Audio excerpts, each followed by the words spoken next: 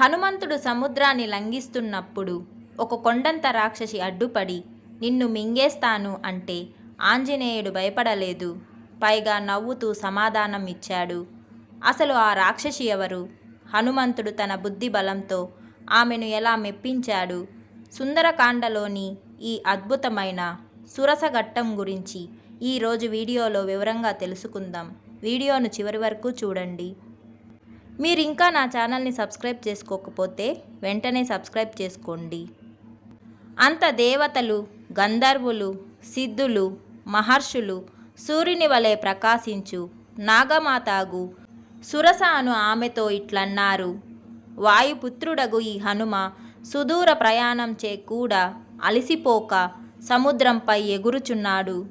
నీవు పెను కోరలతో గోచరణపు వన్యగల కన్నులతో భయంకరమై పర్వతము వలె విలాసమగు రాక్షస రూపం దాల్చి నోటినాకాశము వలె విపులమొనర్చి హనుమంతుని గమనమునకు ముహూర్తకాలము విఘ్నము కలిగించుము.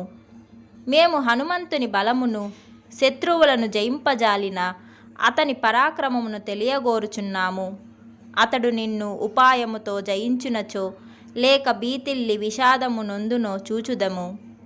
దేవతలు అట్లు తన్ను కోరి సత్కరించగా ఆ సురసాదేవి సముద్ర మధ్యమున అసహజము, వికృతము, ఎల్లరకు భయంకరమగు రాక్షస రూపం దాల్చి ఎగురుచున్న హనుమంతుని మార్గమున అడ్డు నిలిచి ఇట్లనెను.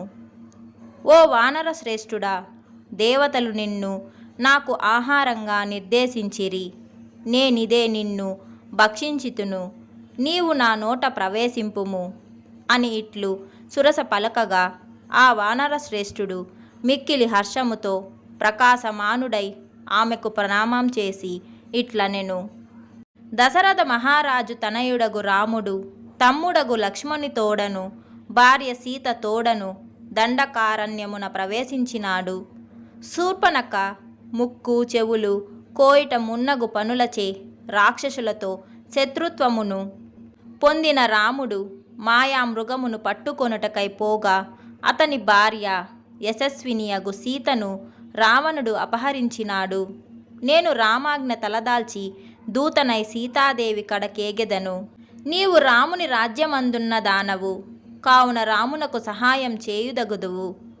అట్లు కాదేని సీతాదేవిని చూచి పిమ్మట అవలీలగా కార్యములు సాధించు రాముని దర్శించి వచ్చి నీ నోట పడెదను. నా మాట నిజం, నీకిదే ప్రతిజ్ఞ చేయుచున్నాను అని ఇట్లు హనుమ పలుకగా కామరూపిణి అగు ఆ సురస ఓయి నన్నతిక్రమించి ఎవ్వడును పోజాలడు, నా కట్టి వరమున్నదనెను. బుద్ధిమంతుడగు హనుమంతుడట్లు తెరచిన ఆమె నోటిని చూచి తన శరీరమును మిక్కిలి తగ్గించుకొని బొటని వ్రేలి పరిమాణము కలవాడయ్యను. మహావేగము గల హనుమంతుడు శీఘ్రమే ఆమె నోట ప్రవేశించి బయటకు వచ్చి ఆకాశమున నిలిచి ఉత్సాహంతో ప్రకాశమానుడై ఇట్లనెను. ఓ ద్రాక్షాయిని, నీకిదే నమస్కారం. నేను నీ నోట ప్రవేశించి వెలువడటచే బ్రహ్మవరమిప్పుడు సత్యమయ్యను కదా. నేనిప్పుడు సీతమ్మ కడకేగెదను. అంతట సురస తన సహజ రూపం దాల్చి రాహువు నోటి నుండి వెలికి వచ్చిన చంద్రుని వలె తన నోటి నుండి వెలువడిన హనుమంతునితో ఇట్లనెను. రుజువ్రవర్తన కల ఓ కపిశ్రేష్ఠుడా, నీవింక సుఖముగా పోయిరమ్ము. సీతాదేవిని మహాత్ముడకు రాముని కడకు చేర్చుము. మిక్కిలి దుష్కరమగు హనుమంతుని ఆ మూడవ కార్యమును చూచి భూతములు బాగుబాగని అతన్ని ప్రశంసించినవి. వేగమున గరుడనుకు సాటియగు హనుమంతుడును ఆకాశ మార్గము చేరి ఎదిరింపరాని ఆ సముద్రంపై ఎప్పటి వలె వెడలిపోయెను.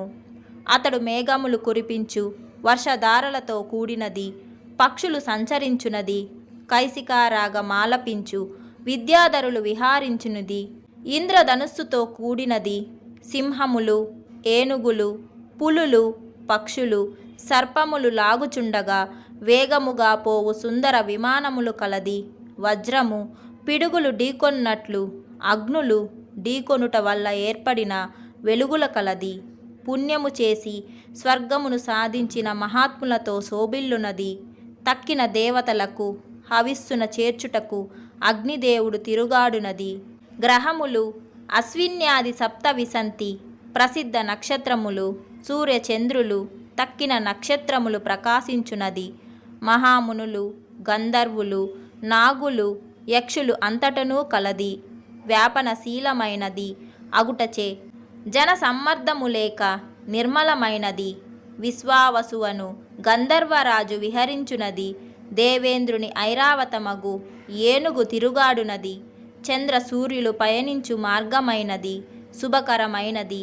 విస్తృతమై జీవులకెల్లరికి పైభాగమున బ్రహ్మచే నిర్మించిన చాందిని అనునది. వీరులు శ్రేష్ఠులగు విద్యాధరుల కాట పట్టైనది. అగు వాయు మార్గమున గరుత్మంతుని వలె పోయెను. వాయునందనుడగు హనుమంతుడు పొడవైన రెక్కలు గల పర్వతరాజు వలె అన్ని వైపులకును అగపడుచు నిరాధారమగు ఆకాశమున పయనించెను. కోరిన రూపము పొందగల సింహక అను రాక్షసి అట్లు సముద్రం దాటుచున్న హనుమంతుణ్ణి చూచి సంతోషంతో ఉప్పొంగి తన మదిలో ఇట్లు తలంచెను. చాలా కాలమునకు పిమ్మట నేడు నాకు ఆహారము తినని లోటు తీరునన్నది.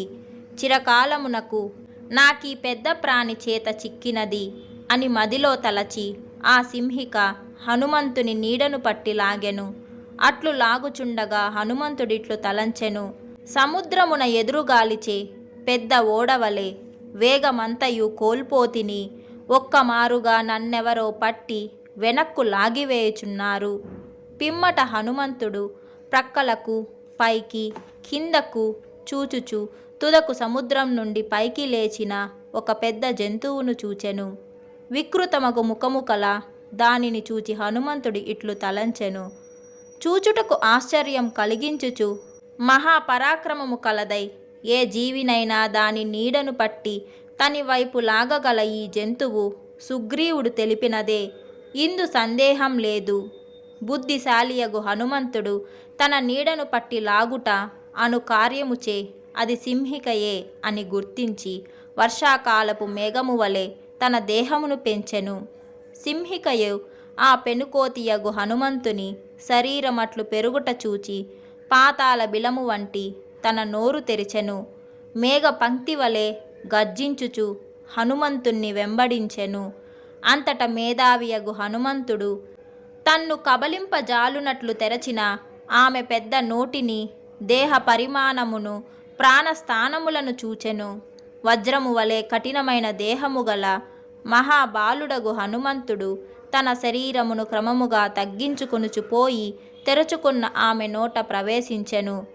అట్లామె నోట పడుచు పర్వ సమయమున రాహువు మింగు పూర్ణ చంద్రుని వలెనున్న హనుమంతుణ్ణి సిద్ధులు చారణులను చూచిరి. పిమ్మట హనుమంతుడు ఆమె ఆయువు పట్టును తన వాడి గోళ్లతో చీల్చి మనోగమనమును పోలిన వేగముతో ఆమె తన నోరు మూసుకొనుట పూర్వమే పైకెగెసెను. ప్రశస్తమగు బుద్ధిగల హనుమంతుడామెను దూరము నుండియే చూచుట చేతను, ధైర్యము చేతను, సామర్థ్యం చేతను పడవైచి మరలా వేగముగా పెరిగెను. అతుడట్లు గుండెను చీల్చగా ఆ సింహిక మృతునుంది నీటబడెను. అట్లు హనుమంతుడు చంపగా నీటబడిన సింహికమును చూచి ఆకాశ సంచారులగు పూతములతనిని ఇట్లనెను. వానర శ్రేష్ఠుడా, నీవిప్పుడొక గొప్ప జంతువును సంహరించి భీకరాకార్యము సాధించితివి. ఇటుపై నీ శుభకరమగు అభీష్టమును సాధింపుము. ఓ వానర శ్రేష్ఠుడా, నీవలే ధైర్యము, సూక్ష్మదృష్టి, బుద్ధి కుశలత, సామర్థ్యము కలవాడు తాను చేపట్టిన పనులలో ఎన్నడును విఫలుడు కాడు. ఈ విధంగా సురసను జయించి సింహికను సంహరించి తన పని కడ్డు తొలగించుకొనిన పూజనీయుడగు హనుమంతుని ఆకాశచారలగు భూతములు గౌరవించినవి. పిమ్మట హనుమ ఆకాశమునకెగిసి గరుడిని వలె సాగిపోయెను. జై శ్రీరామ్.